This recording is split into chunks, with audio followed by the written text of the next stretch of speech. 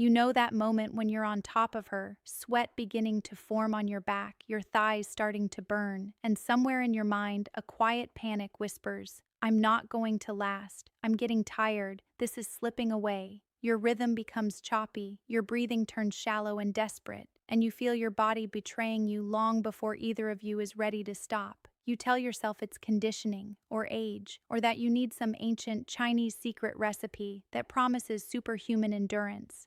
But what's actually failing in that moment isn't your muscles, your testosterone, or your willpower. It's a single switch in your autonomic nervous system that has flipped from safety and presence into threat and urgency. Once you understand how to control that switch, 3 hours stops being a fantasy and becomes a capacity you can develop systematically.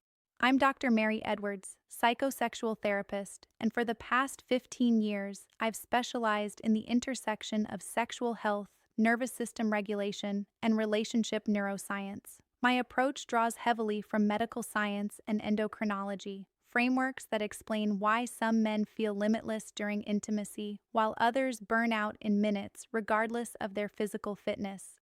Today, we're covering 3 critical elements.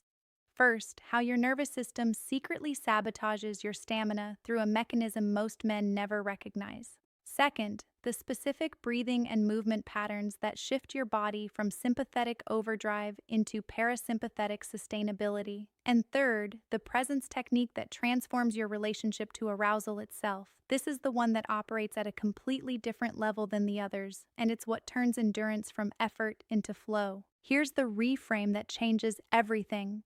Stamina during intimacy is not built on physical conditioning or hormonal optimization. It's built on nervous system safety.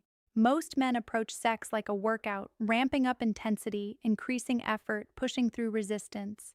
Your autonomic nervous system interprets this as threat response, shifting you into sympathetic activation, your fight or flight state. That system is designed for short bursts of maximum output followed by collapse. What you call lasting power is actually parasympathetic capacity, your rest and digest system's ability to stay engaged during high arousal. Let me illustrate with a client I worked with recently. David was 34, physically fit, no medical issues, but he consistently fatigued within 15 minutes of intimate contact. He described it as hitting an invisible wall where his entire body would lock up. We didn't address his conditioning or his hormones. We worked exclusively on teaching his nervous system to interpret high arousal as safety rather than emergency. Within 6 weeks, he was moving through 90-minute sessions without fatigue. Not because his physical capacity improved, but because he learned to stay in parasympathetic arousal. He went from feeling like he was holding back a sneeze to feeling like he was riding an ocean wave. That same nervous system flexibility is exactly what I'm about to teach you. The first shift, and this one rewires the entire dynamic before anything else begins, is mastering vagal tone through pelvic floor breathing.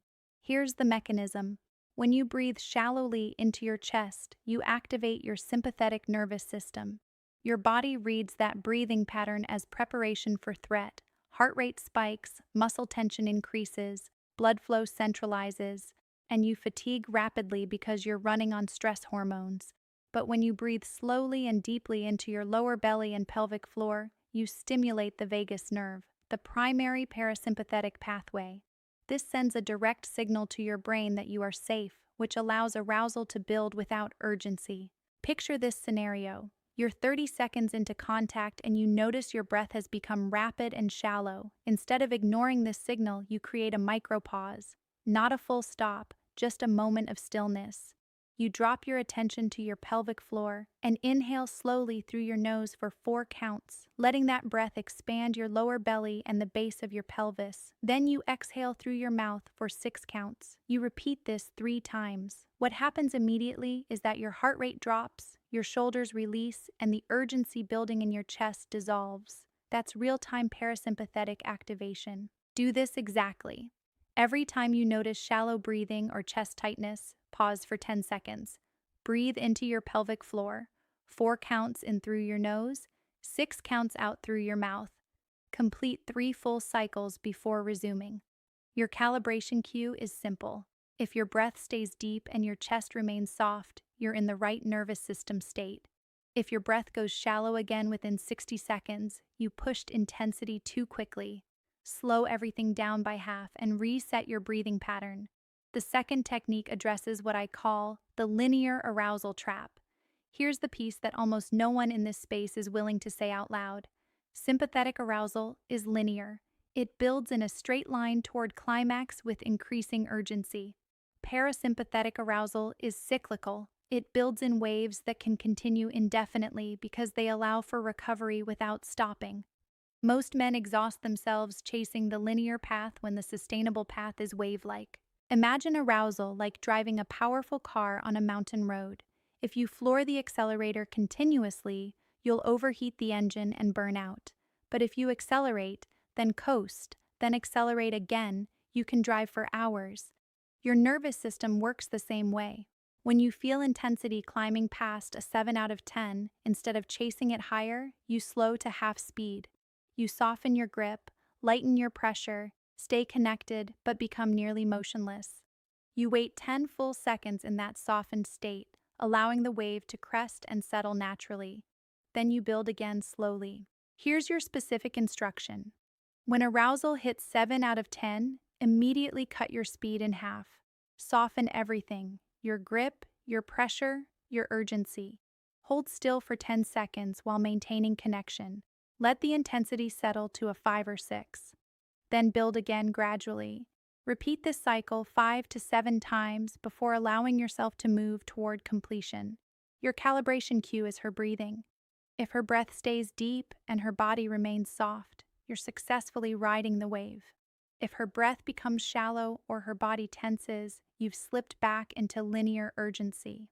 Slow down again and reestablish the cyclical rhythm. The third shift is the one I saved for last deliberately because it operates at a level the first two never reach, and it requires something from you that has nothing to do with technique. This is about dropping out of performance mode and into presence mode. Here's the neurological reality. When you're monitoring your performance, wondering how long you've lasted, calculating how much longer you can go, trying to remember what worked last time, you're running high cognitive load. That pulls blood flow and glucose away from your body and into your prefrontal cortex. You fatigue because your system is trying to fuel arousal and analysis simultaneously. The solution is what I call embodied anchoring. Instead of trying to distract yourself from sensation, you anchor fully into it. You choose 3 specific sensory inputs: her eyes, one point on her body that you love touching, and the sensation in your own chest. Every time you notice your mind drifting into performance analysis, you gently redirect your attention to one of these anchors. You look into her eyes for 3 full breaths. You feel your hand on her skin. You notice the warmth in your own ribcage. This isn't just mindfulness, it's nervous system training that builds your capacity for sustained presence.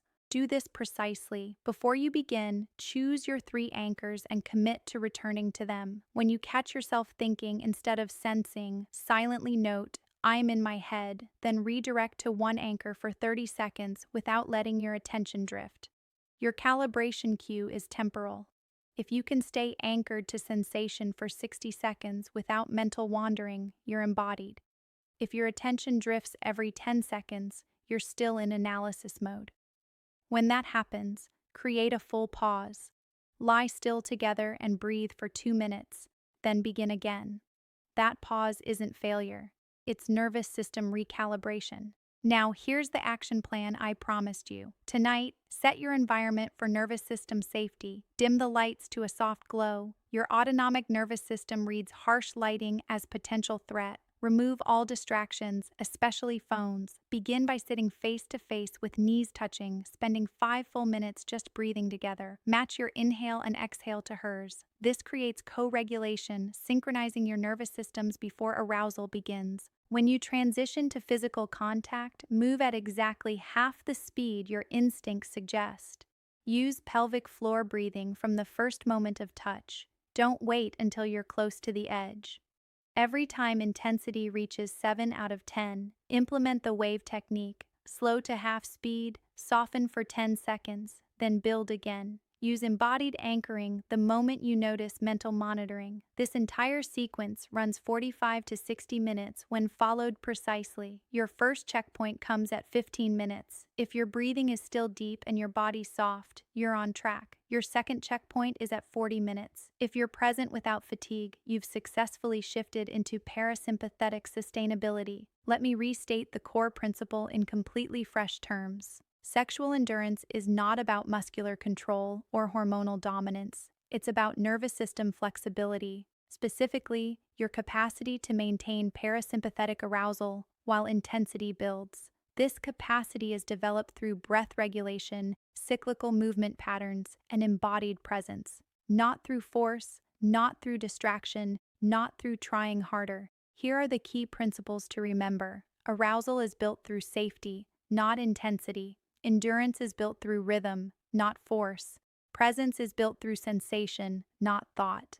Fatigue signals sympathetic overdrive, not physical inadequacy.